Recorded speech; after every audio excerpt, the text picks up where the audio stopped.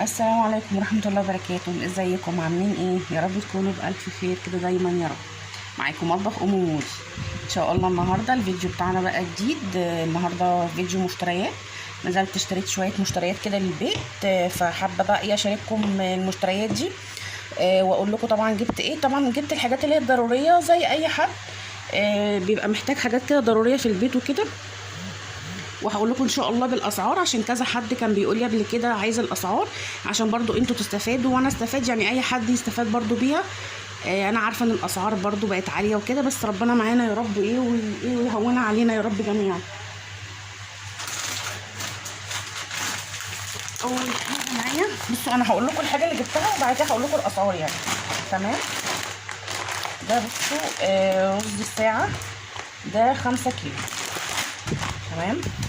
طبعا هو في انواع تانية كتير موجوده، بس انا جبت ده، هو بيقعد معايا فتره حلوه يعني، والرز ده يعني الرزايه بتاعته حلوه. بصوا الرزه بتاعته حلوه ازاي. في انواع تانية بقى حسب ما انت تحبي، بس انا جربته قبل كده هو حلو ان هو كويس يعني. في انواع كذا حاجه تانية برضو ايه لو حابين ايه تغيروا.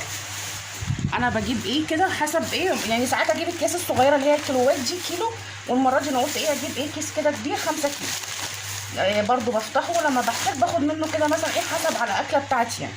هنا كمان جبت مكرونه. جبت دي الملكه، دي سباكيتي. انا عندي هنا بيعشقوا حاجه اسمها المكرونه السباكيتي. السباكيتي دي عشقهم هنا.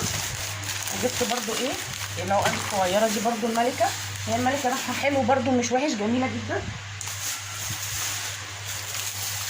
وجبت تاني اهو. جبت كده السباكيتي زي ما قلت لكم. انا عندي كل ما اسال الولاد اعمل لكم ايه يقولوا لي سباكيتي يا ماما. طب تنفع بقى اعملها مثلا بالصلصه، اعملها في الكشري حسب بقى. وهنا برضو جبت العقل الصغيره دي اهي.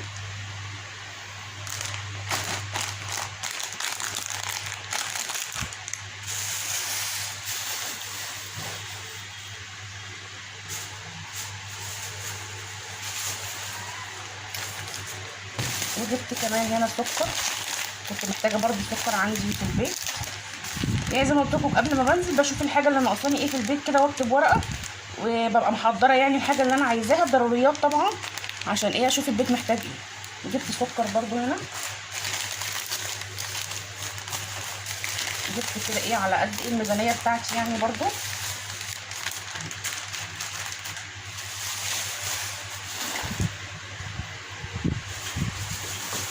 وجبت هنا بصوا بقى ده عرض بقى، العرض الجبار. بصوا هنا ده عسل للانتماء، ده حلو قوي جميل جدا.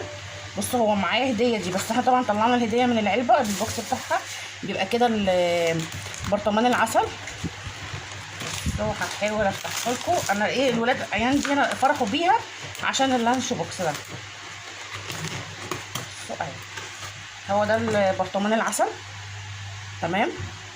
ومعاه اللانش بوكس ده هديه كده كان معاه اصلا في العلبه هنا يعني، بس انا طلعته عشان الولاد ايه اول ما شافوه قالوا لي يا ماما. تمام اهو ده عرض العسل زي ما قلت لكم، معاه لانش بوكس هديه.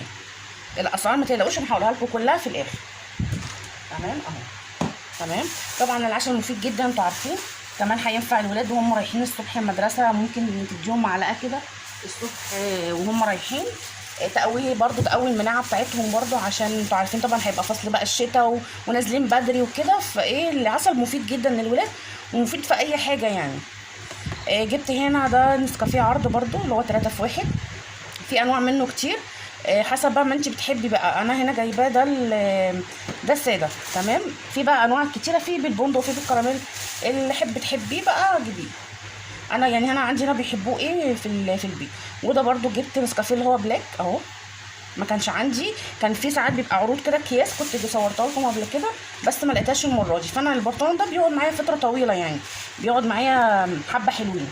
وجبت هنا شاي ناعم ليبتون برضو، جبت 2 كده.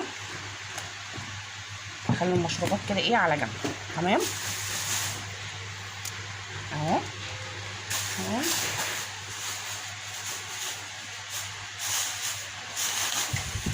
وجبت هنا برضو كيس دقيق برضو بحتاجه برضو في اي حاجه في البيت. بقلي بقى بانيه، بقلي سمك، بدخله في خلطه البانيه كده، سمك، اي حاجه. حبيت اعمل كيكه، حبيت اعمل اي حاجه، هو ايه يعني لازم دي حاجات بقى من الضروريات بتاعه البيت.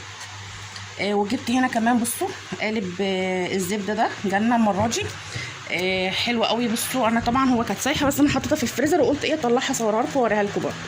هنا دي نوعها حلوه قوي برده، ده كيلو.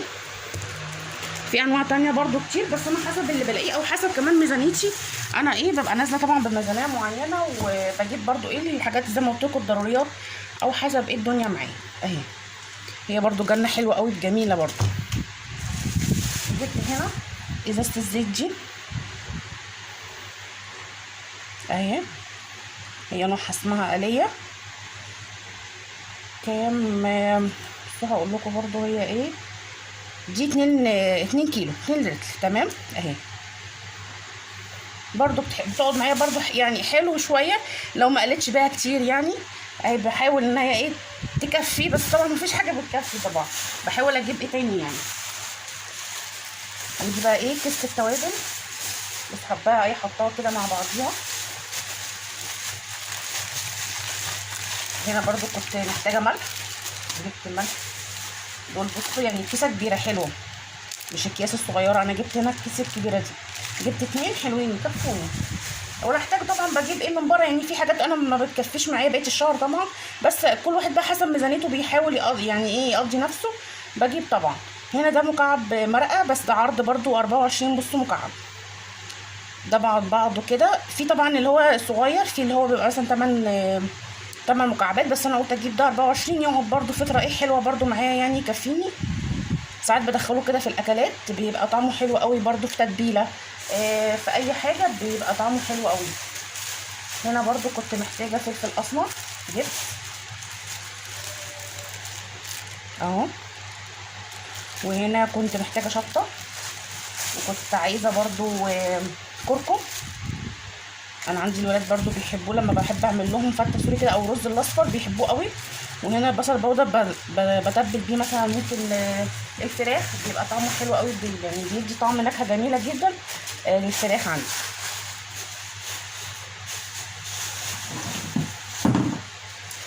وهنا الصودا دي ده بيبه طلعهم كده معاهم بصوا عرض هما 2 كيلو 2 يعني 4 دول 4 بصوا ده 2 وده 2 تمام. ده عرض كده مع بعضه جايباه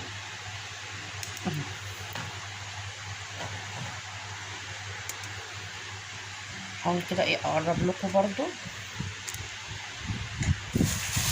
خلي التوابل هنا على جنب.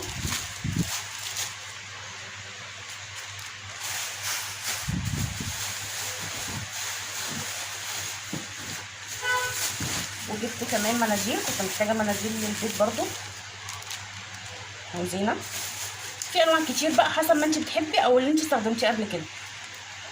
انا بحب النوع ده وبرده سعره يعني مش اوفر قوي يعني اهو. هحطها كده هو برده ايه اوفر بس مساحه.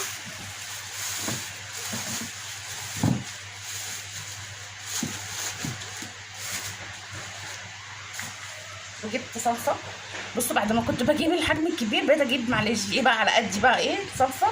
لقيت الكبيره دي بقى سعرها بقى اوفر عليا الصراحه فما بقتش بعرف اجيبها الصراحه زي الاول. بجيب بقى برطمانات كده صغيره او ممكن اجيب برده في صفيحه بتبقى صغيره كده اقل منها كنت جايباها قبل كده برده بس المره دي ما لقيتهاش فانا قلت اجيب كده كام برطمان كده استخدمهم يعني ماشي بهم نفسي اسبوع ولا حاجه وبعد كده اجيب برده ايه لو احتجت بقى من بره. وعندي ولاد بيحبوا الدومتي دي جبتها لهم بالزيتون هما بيحبوها طبعا في منها ساده وفي منها بالطماطم في منها كمان بالشيدر بتبقى لونها اصفر كده بصوا طعمها حلو بس انا عندنا بيحبوا الزيتون طعمها بيبقى حلو معاهم بيحبوها.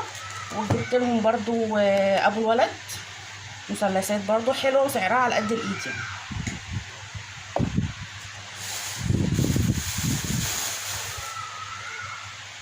دي كانت كل مشترياتي اللي انا جبتها. انا بقى هقول لكم بقى دلوقتي الاسعار عشان تبقوا عارفين معايا برده عشان قلت لكم هقول لكم في الاخر. الاسعار كلها. بصوا اول حاجه هنبدا بيها النسكافيه ده البلاك ده، ده كان جوه العرض يعني عامل 164. تمام. ده الشاي عامل 46، شاي ليبتون عامل 46. انا بقول لكم الاسعار عشان لو حد حابب يجيب او يسال يعني او اي حاجه. عرض الفيبا الصابون الصوت ده كان عامل 84، اللي هما الاتنين مع بعض كده ال4 كيلو يعني.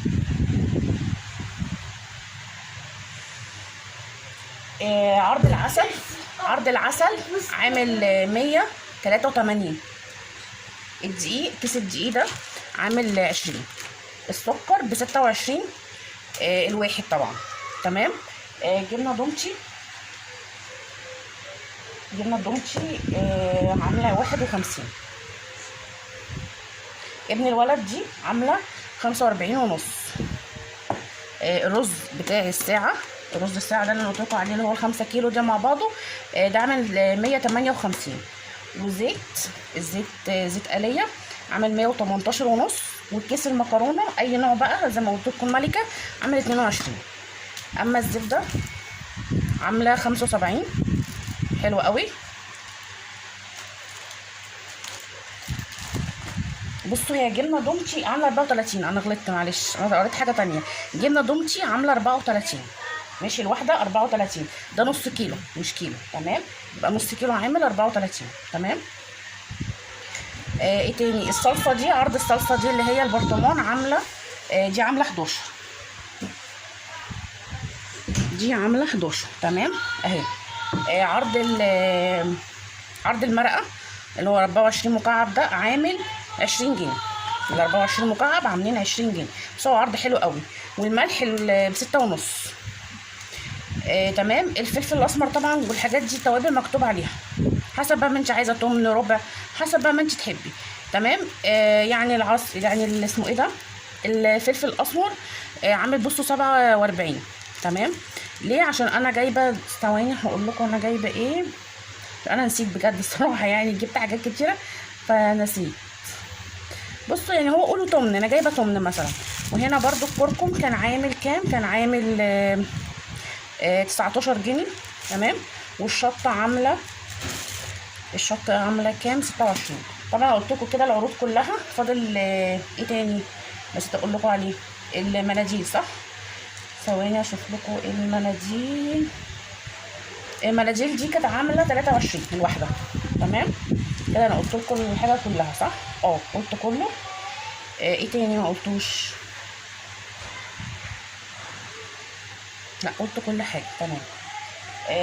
دي الحاجه اللي انا جبتها بالاسعار عشان برضو اللي يسالني انا قلت لكم الاسعار. حب لو اي حد حابب يعرف اي اسعار برضو يكتب لي في الكومنتات وانا اقول له من عينيا الاثنين.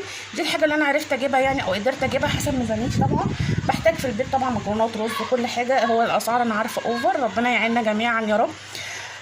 يا رب يكون النهارده الفيديو عجبكم او استفدتوا مني بحاجه او عرفت اوصل لكم يعني اسعار حاجه او معلومات عن الاسعار.